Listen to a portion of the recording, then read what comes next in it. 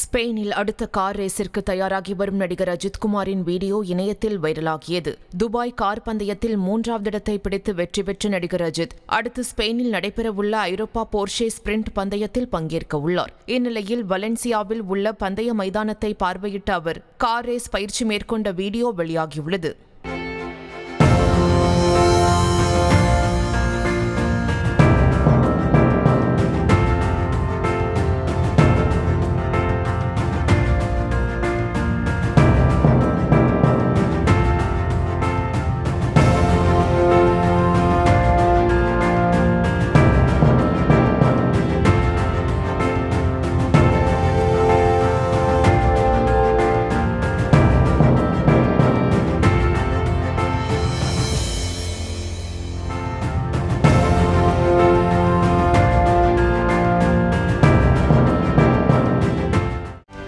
செய்திகளை உடனுக்குடனும் துல்லியமாகவும் தெரிந்து கொள்ள சப்ஸ்கிரைப் பண்ணுங்க.